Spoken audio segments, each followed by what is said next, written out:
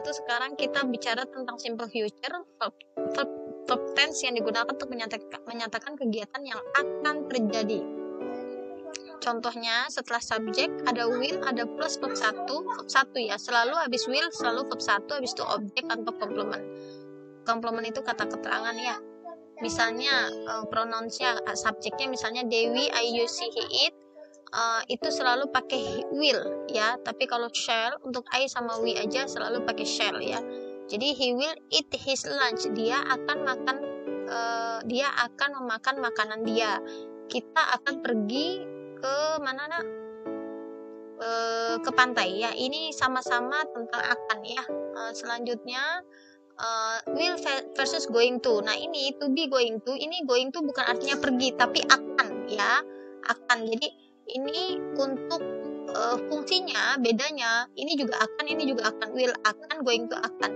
Fungsi bedanya, kalau will itu akan yang spontanitas tanpa terencana, that happen be planned, tanpa terencana.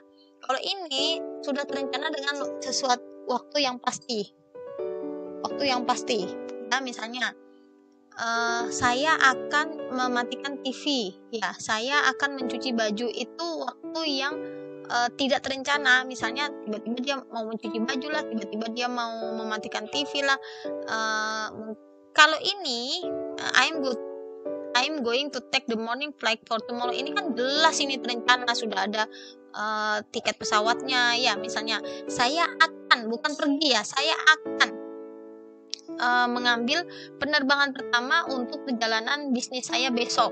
Mereka akan naik gunung Himalaya bulan depan. Ini sudah terencana. Jadi kan namanya kayak gini loh.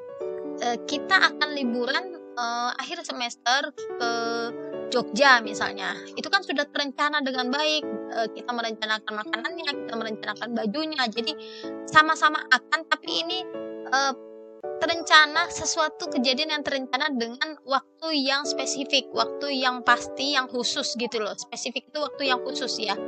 Itu bedanya going to be going to, ada to be going to sama will. Jadi I'm going to artinya bukan saya sedang pergi, bukan, tapi saya akan. Nah, setelah to di sini ada verb satunya.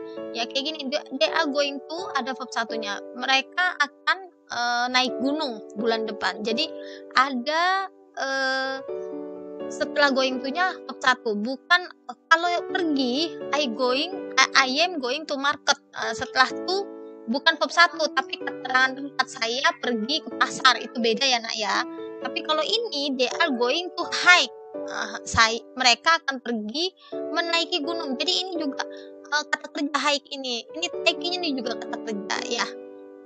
Jadi kalau will itu kita terbiasa pakai will karena sesuatu yang akan terjadi tapi bentuknya spontan. Nah, saya akan membersihkan kamar, itu spontan aja karena kamar tiba-tiba berantakan gitu loh. Nah, bukan sesuatu yang spesifik, bukan waktu yang spesifik.